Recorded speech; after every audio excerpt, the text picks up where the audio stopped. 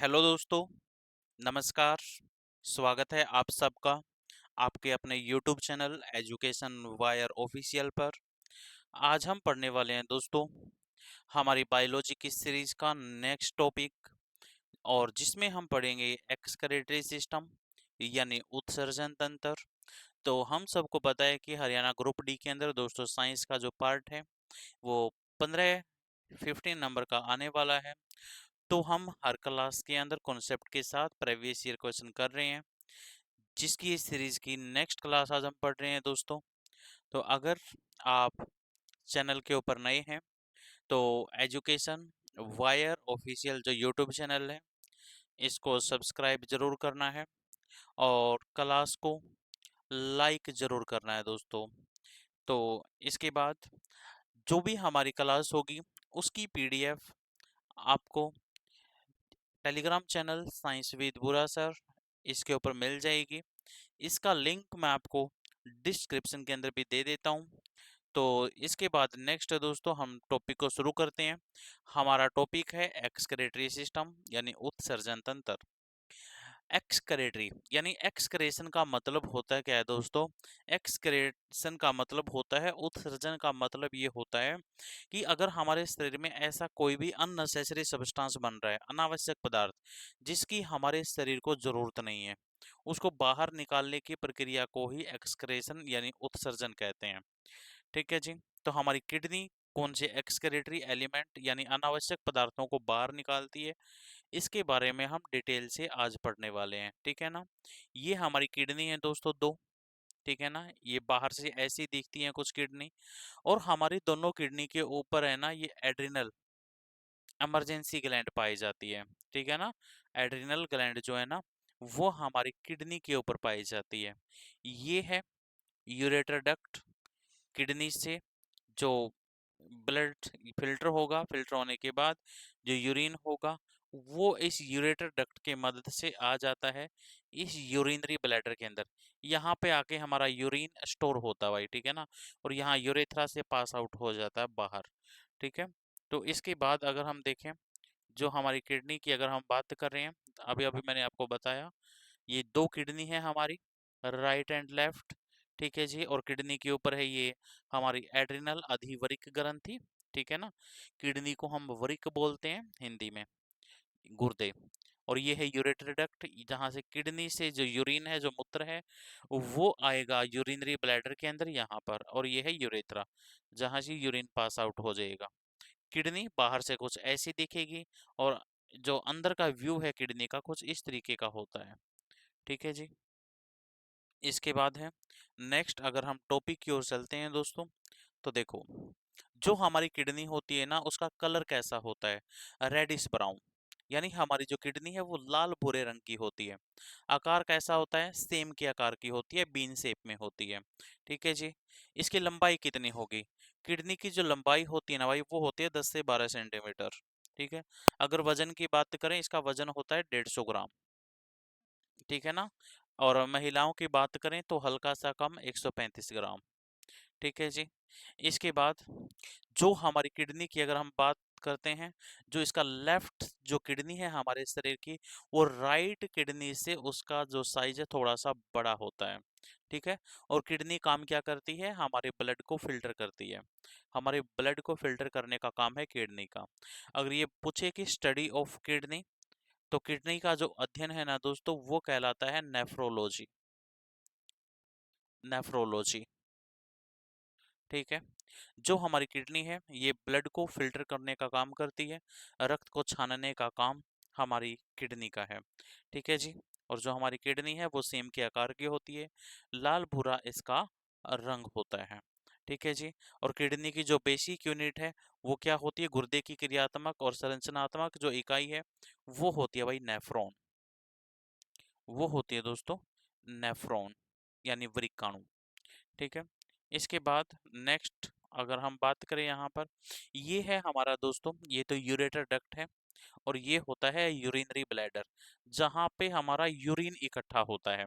बहुत बार पूछा गया है को जो मूत्राशय है ना जहाँ पे यूरिन इकट्ठा होगा उसकी उसके अंदर कौन सी मसल्स पाई जाती हैं, उसकी जो ये सतह है ना, सतह के ऊपर कौन सी मसल्स पाई जाती हैं? डिट्रेसर, इन सतहों पर पाई जाती है भाई डिट्रेसर मांसपेशी। ठीक है ना, ये एक्सपेंडेबल होती हैं, अगर यूरिन ज्यादा होगा ना ये फैलने लग जाती हैं, ये फैल जाती हैं। ठीक है ना। तो इसके बाद है नेक्स्ट, इसके बाद है जी नेक्स्ट, और जो ये स्फिंक्टर है ना, यहाँ पे लगे हुए होते हैं जो स्फिंक्टर, स्फिंक्टर मसल्स। ये स्फिंक्टर क्या करते हैं दोस्तों? स्फिंक्टर हमारे यूरिनेशन को कंट्रोल करते हैं। जैसे बच्चा है ना, बच्चा होगा वो अपने कपड़ों के अंदर ही यूरिन पास आउट कर देता है, जो बूढ़ा व्यक्ति होगा वो भी कपड़ों के अंदर यूरिन पास आउट कर देता है, लेकिन जो अडल्ट होगा ना, अडल्ट अपनी यूरिन को कंट्रोल कर पाता है, क्योंकि उसके स्फिंक्टर मसल काम करते हैं भाई। स्फिंक्टर मसल्स है ना यूरिनेशन को कंट्रोल करते हैं। छोटा बच्चा होगा उसके अंदर स्फिंक्टर जो मसल्स है ना ये डेवलप नहीं होते हैं उस टाइम तक, तो इसीलिए बच्चा अपनी यूरिन को कंट्रोल नहीं कर पाता और कपड़ों के अंदर ही क्या कर देता है, वो अपने यूरिन को पास आउट कर देता है। लेकिन ओल्ड एज, बुढ़ापे में जाके जो स्फिंक्टर मसल्स है ना ये हार्ड हो जाती हैं, जिससे यूरिन कंट्रोल नहीं हो पाता। ठीक है ना। तो ये कारण बनता है। और अगर पूछे ना यूरिनेशन को कंट्रोल कौन करेगा, तो स्फिंक्टर मसल्स करती हैं भाई। इसके बाद है जो हमारा यूरिनरी ब्लैडर है, ये हमारे यूरिन को स्टोर करता है। ठीक है। और इसके बाद है नेक्स्ट, अगर हम बात करें, अभी अभी बताया है, जो हमारा यूरिनरी ब्लैडर होता है मुद्राशय होता है दोस्तों, जहाँ पे यूरिन इकट्ठा होगा वहाँ पे डेट्रेसर मांसपेशी पाई जाती हैं। ठीक है ना। इसके बाद नेक्स्ट अगर हम बात करते हैं यहाँ पर, देखो, जो हमारा यूरिन है ना वो यूरिनरी ब्लैडर से रिश्ता नहीं है, यानी जो मूत्राशय होता है उससे हमारा यूरिन रिश्ता नहीं है। क्यों नहीं रिश्ता है? क्योंकि उसकी यूरिनरी ब्लैडर के अंदर एक लेयर होती है यूरोथैलियम, वो हमारे यूरिन को लीक नहीं होने देती, रिसने नहीं देती है भाई, इसके कारण। ठीक है ना। ये एक टिश्यू होता है यूरोथैलियम, इसके कारण हमारा यूरिन जो है ना वो रिश्ता नहीं है। और मूत्राशय के अंदर या यूरिनरी ब्लैडर के अंदर कितना यूरिन इकट्ठा हो सकता है? लगभग 500 ml यूरिन इकट्ठा हो सकता है भाई। यूरिनेशन की फीलिंग कब आएगी कि हमारे को यूरिन पास आउट कर देना चाहिए? 150 से 200 लगभग। ठीक है ना।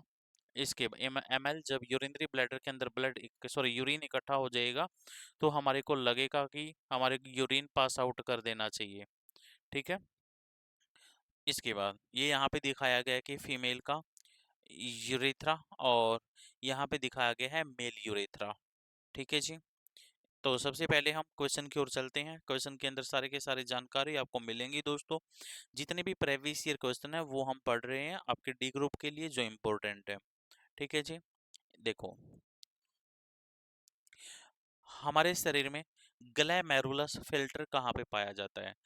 पूछा गया है कि हमारे शरीर के अंदर ग्लैमेरुलस फिल्टर दोस्तों कहाँ पे पाया जाता है? तो ग्लैमेरुलस जो फिल्टर है ना वो हमारी किडनी के अंदर पाया जाता है भाई। ग्लैमेरुलस जो फिल्टर है ना किडनी के अंदर पाया जाता है। वरिक, यानी किडनी को हिंदी में बोलते हैं वरिक, सी ऑप्शन करेक्ट होगा। ग्लैमेरुलस फिल्टर क्या करता है? हमारे ब्लड को छानता है, ब्लड को फिल्टर करता है। ठीक है ना। तो ये हमारे किडनी के अंदर पाया जाता है। नेक्स्ट है बोमेन कैप्सूल। बोमेन कैप्सूल हमारे शरीर में कहाँ पे पाया जाता है? देखो, जो बोमेन कैप्सूल है हमारे शरीर में कहाँ पे होगा? जो नेफ्रॉन होती है ना, नेफ्रॉन, यहाँ पे नेफ्रॉन के अंदर हमारा ब्लड फिल्टर होगा, और जो नेफ्रॉन का ही पार्ट होता है बोमेन कैप्सूल। ठीक है ना। बोमेन कैप्सूल जो ग्लैमेरुलस फिल्टर भी और बोमेन कैप्सूल भी नेफ्रॉन का पार्ट है, और नेफ्रॉन किसका पार्ट है? हम हमारे किडनी का पार्ट है, यानी बोमेन कैप्सूल किसका पार्ट होगा? किडनी का पार्ट है। इसके बाद है जी नेक्स्ट क्वेश्चन है हमारा, ये रहा आपकी स्क्रीन के ऊपर। एक स्वस्थ वयस्क यानी जो अडल्ट व्यक्ति है उसका वरिक किडनी यानी प्रतिदिन 180 लीटर निस्यंद निस्यंदित उत्पन्न करता है, लेकिन वह व्यक्ति केवल 1 से 1.5 लीटर मूत्र ही बाहर निकालता है। पुनः अवशोषित निस्यंदन की मात्रा किन कारकों पर निर्भर करती है? देखो, कहने का मतलब क्या है, हमारी किडनी है ना इसमें से लगभग हर रोज 180 लीटर जो ब्लड फिल्टर होता है। ठीक है ना। लेकिन सारे का सारा जो ब्लड है ना उसके अंदर सारी की सारी इम्प्योरिटी नहीं है, कुछ काम की चीजें भी हैं। जैसे सोडियम क्लोराइड हो गया, NaCl, साल्ट पाया जाता है, पानी होता है, पानी को एब्जॉर्ब किया जाता है, ग्लूकोज को एब्जॉर्ब किया जाता है, ठीक है ना। तो यहाँ पर जो काम की चीजें हैं ना, उनको एब्जॉर्ब कर लिया जाता है। और एब्जॉर्ब करने के बाद यहाँ पर जो एक्सक्रेटरी सब्सटेंस सिर्फ और सिर्फ बचता है 1 से 1.5 लीटर, यानी इतना यूरिन हम पास आउट करते हैं। इसका मतलब है हमारे शरीर के अंदर जल की जो अतिरिक्त मात्रा है ना, ज्यादा पानी को यूरिन के साथ पास आउट नहीं होने दिया जाएगा, उसको सोख लिया जाएगा, ठीक है ना। तो जब हम पानी नहीं पी रहे हैं ना, इस पानी से हमारा काम चलेगा, ठीक है। जैसे ऊंट होता है, ऊंट ज्यादा दिनों तक पानी पिए बगैर रह सकता है, क्योंकि उसका लूप ऑफ हेनले है ना, वो ज्यादा बड़ा होता है, उसके अंदर ज्यादा पानी एब्जॉर्ब हो सकता है, वो सोख कर रख सकता है। तो यही है यहाँ पे, अतिरिक्त जल की मात्रा को और उत्सर्जित किए जाने वाले घोलित अवशिष्ट की मात्रा, ये इसका राइट आंसर हो जाएगा। यानी रीएब्जॉर्प्शन होता है दोस्तों वहां पे हमारी किडनी के अंदर, जो काम की चीजें हैं वो रख ली जाएंगी, और एक्सक्रीटरी सब्सटेंस जैसे यूरिया निकलेगा, यूरिक एसिड निकलेगा, अमोनिया निकलेगा, साल्ट निकलेगा, ये चीजें बाहर निकलती हैं यूरिन के साथ। यानी बी ऑप्शन इसका करेक्ट होगा। इसके बाद है नेक्स्ट, एक सामान्य वयस्क मनुष्य प्रतिदिन कितने ml यूरिन को पास आउट करता है, यानी कितना यूरिन प्रोड्यूस करता है एक अडल्ट व्यक्ति। तो उसका सीधा सा मतलब है दोस्तों 1.5 से 2 लीटर, यानी लगभग 1000 से 2000 ml, ये इसका राइट आंसर होगा, ठीक है ना, डी ऑप्शन, 1000 से 2000 ml। इसके बाद है नेक्स्ट, डायलिसिस की जो प्रोसेस है आप सबको पता है कि डायलिसिस जो रक्त को छानना यानी ब्लड को फिल्टर करने की यानी प्रोसेस ये एक होती है। हमारे ब्लड को जो फिल्टर किया जाता है ना, उस प्रोसेस को हम क्या बोलते हैं, डायलिसिस। यहाँ पे यही पूछा गया है, डायलिसिस जो है ना, उसकी सीरीज क्या है, किस सीरीज में जो डायलिसिस होगा। जैसे लाइन से सिरा रोगी के जो पेशेंट है उसके रक्त को डायलिसिस फ्लूइड युक्त टैंक से गुजारना, ये यहाँ पे ऑप्शन दिए गए हैं। इनको ये बोला गया कि सीरीज में लगाओ। सबसे पहले तो होता क्या है दोस्तों, धमनी से लाइन, ठीक है ना, यानी सी ऑप्शन सबसे पहले होगा। सी ऑप्शन सी में भी है और डी में भी है। इसके बाद रोगी की जो रक्त है उसके ब्लड को डायलिसिस फ्लूइड से युक्त जो टैंक से गुजारा जाता है। सी के बाद बी ऑप्शन होगा जो सी और डी दोनों में है। इसके बाद क्या होगा, जो डायलिसिस फ्लूइड है उसका प्राशन दाब अपशिष्ट को छोड़कर यानी एक्सक्रीटरी सब्सटेंस को छोड़कर रक्त के समान होता है, यानी ई ऑप्शन। ई ऑप्शन और कोई सेम नहीं है तीसरे नंबर पर, यानी सी ऑप्शन करेक्ट हो जाएगा, ठीक है ना। ये डायलिसिस की सीरीज बताएगी कि सीरीज में डायलिसिस की प्रोसेस होती है, ठीक है ना, यहाँ पे भी लिखा हुआ है वो आप देख सकते हो। तो इसके बाद है नेक्स्ट, निम्न में से कौन सा ऊतक वरिक नलिकाओं की भित्तियों का निर्माण करता है। तो किडनी की जो नलिकाएं होती हैं, पाइप होती है, तो कौन से टिश्यू हैं जो उनका निर्माण करते हैं वाल का। तो जो ऊतक वरिक नलिकाओं की जो दीवार होती है, किडनी पाइप की जो दीवार होती है, उनके अंदर कौन से टिश्यू पाए जाते हैं दोस्तों, एपिथेलियल टिश्यू पाए जाते हैं, उपकला ऊतक, यानी डी ऑप्शन इसका करेक्ट होगा, ठीक है जी। तो इसके बाद है कौन से ऊतक निर्माण करते हैं किडनी पाइप के वाल का, तो एपिथेलियम टिश्यू। निम्न में से कौन सा पदार्थ किडनी द्वारा पुनः अवशोषित नहीं किया जाता। देखो, जो हम यूरिन पास आउट करते हैं ना, किडनी सबसे पहले उसमें ये देखती है कि कोई काम की चीज तो नहीं है, काम की चीज को वो सोख लिया जाता है वहीं पे, यूरिन के साथ पास आउट नहीं होने देते। जैसे साल्ट काम की चीज है, ग्लूकोज ये भी काम की चीज है, अमीनो एसिड इसको भी सोख लिया जाएगा, साल्ट को भी सोख लिया जाएगा। लेकिन क्रेटिनिन जो है ना, हमारे लिए अच्छी चीज नहीं है, इसको यूरिन के साथ पास आउट होने दिया जाता है। तो ए ऑप्शन इसका करेक्ट होगा, ठीक है ना। क्रेटिनिन इसको सोखा नहीं जाता, इसको बाहर जाने दिया जाता है, कोई काम की चीज नहीं है। जो कृत्रिम किडनी होती है, आर्टिफिशियल किडनी से जब हम नाइट्रोजन युक्त अपशिष्ट को हटाने की प्रक्रिया, जो आर्टिफिशियल किडनी होती है ना दोस्तों, उसे नाइट्रोजन युक्त अपशिष्ट जो हटाने की प्रोसेस है उसको क्या कहते हैं, उसको हम कहते हैं हीमोडायलिसिस। उसको हम बोलेंगे दोस्तों हीमोडायलिसिस, यानी इसका ए ऑप्शन करेक्ट होगा। इसके बाद नेक्स्ट क्वेश्चन है, मनुष्यों का निम्न में से कौन सा अंग उत्सर्जन अंग के रूप में काम नहीं करता? जैसे फेफड़े हैं, फेफड़े क्या करते हैं भाई? फेफड़े हमारे शरीर में CO2 को रिलीज करते हैं, एक्सक्रेटरी एलिमेंट है CO2। स्किन पसीने को निकालती है। बड़ी आंत जो है ना, यहाँ पे अन जो डाइजेस्ट हुआ हुआ फूड है, ठीक है ना, उसको निकालती है। यहाँ से बड़ी आंत का पार्ट होता है रेक्टम, वहां पे जाके स्टोर हो जाता है, क्योंकि बड़ी आंत के अंदर कोई डाइजेशन तो होता नहीं है, ठीक है ना। तो बचा हुआ खाना जिसके अंदर कोई एनर्जी वगैरह नहीं बची है, उसको निकालती है बड़ी आंत। आगे छोटी आंत, छोटी आंत के अंदर कोई भी एक्सक्रेटरी एलिमेंट नहीं निकाला जाता, छोटी आंत स्मॉल इंटेस्टाइन के द्वारा, यानी बी ऑप्शन दोस्तों इसका करेक्ट होगा, ठीक है ना, छोटी आंत यानी स्मॉल इंटेस्टाइन। इसके बाद मानव शरीर का इनमें से कौन सा भाग सल्की स्क्वैमस एपिथेलियम से आश्रित नहीं होता है? तो राइट आंसर होगा दोस्तों जो हमारी किडनी की नलिकाएं होती हैं, किडनी पाइप जो होती है, ठीक है। और सल्की उपकला से आश्रित कौन सा होगा, कहाँ पे यूज होगा? स्किन हो गई, हमारा माउथ हो गया, फूड पाइप हो गया, ठीक है ना। तो ये वहां पे पाया जाता है स्क्वैमस एपिथेलियम, ठीक है ना। तो यहाँ पे जो करेक्ट आंसर होगा सी, सी ऑप्शन करेक्ट होगा, किडनी पाइप। इसके बाद है जी नेक्स्ट, नेक्स्ट हमारा क्वेश्चन है जी, ये रहा आपकी स्क्रीन के ऊपर।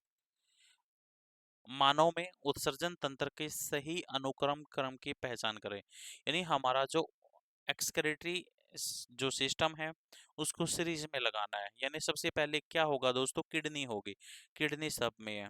उसके बाद क्या आएगी, उसके बाद आएगी यूरेटर डक्ट यानी मूत्र वाहिनी, मूत्र नलिका, ए में भी है और सी में भी है। उसके बाद आएगा हमारा यूरिनरी ब्लैडर, ए में भी है सी में भी है।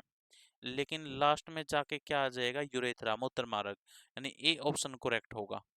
ए ऑप्शन यहाँ पे क्या होगा, करेक्ट होगा। सबसे पहले किडनी में आएगा ब्लड, वहां से ब्लड फिल्टर हो जाएगा, फिर जो फिल्ट्रेट होगा कलेक्ट करेंगे, और यानी जो यूरिन होगा मूत्रवाहिनी में आएगा, यूरिनरी यूरेटर डक्ट के अंदर आएगा, उसके बाद ब्लैडर के अंदर आएगा, और उसके बाद यूरेथ्रा से पास आउट हो जाएगा, ठीक है ना, ये प्रोसेस रहती है। अल्ट्रा फिल्ट्रेशन किससे संबंधित है? तो एक्सक्रेशन यानी उत्सर्जन से संबंधित है दोस्तों, उत्सर्जन से संबंधित है, ठीक है। उत्सर्जन होता क्या है, शरीर से अनावश्यक पदार्थों को बाहर निकालना। इसके बाद है वास डिफरेंस, इनमें से आने वाली ट्यूब के साथ एकजुट होता है ताकि यूरेथ्रा नामक एक आम मार्ग बना सके, ठीक है ना। तो इसका राइट आंसर होगा यूरिनरी ब्लैडर यानी मूत्राशय। जो वास डिफरेंस होता है यूरिनरी ब्लैडर से आने वाली ट्यूब के साथ जुड़ा हुआ है, तो इसका राइट आंसर होगा दोस्तों डी। इसका राइट आंसर क्या होगा, डी होगा, यूरिनरी ब्लैडर, ठीक है। और यहाँ पे क्या होगा, जो यूरिनरी ब्लैडर है यहाँ पे हमारा यूरिन इकट्ठा होता है। इसके बाद है जी नेक्स्ट, हम मूत्र त्याग की उत्तेजना को नियंत्रित कर सकते हैं, इनमें से क्या जरूरी है उसके लिए? उसके लिए जरूरी है दोस्तों हमारे एक्सक्रेटरी सब्सटेंस के, एक्सक्रेटरी जो ऑर्गन है ना उनके ऊपर तंत्रिकाओं का नियंत्रण होना चाहिए, न्यूरॉन का कंट्रोल होना चाहिए, जो हमारा नर्वस सिस्टम है उसका कंट्रोल होना चाहिए, तभी हम यूरिन को कंट्रोल कर पाएंगे। सबसे पहले तो यही होता है, उसके बाद फिंगर मसल्स काम करती हैं फिर, यानी सबसे पहले ऑप्शन ए करेक्ट होगा इसका। अगर हमारे को यूरिन को कंट्रोल करना है तो हमारा नर्वस सिस्टम का काम करना बहुत जरूरी है। इनमें से कौन सा अंग उत्सर्जन तंत्र से संबंधित नहीं है? तो बड़ा आसान सा है, कोरोनरी धमनी दोस्तों, ये हमारे हार्ट से रिलेटेड है, ये हमारे हृदय से रिलेटेड है। इसके बाद है नेक्स्ट है गुर्दे की नलिका की परत में मौजूद होती है।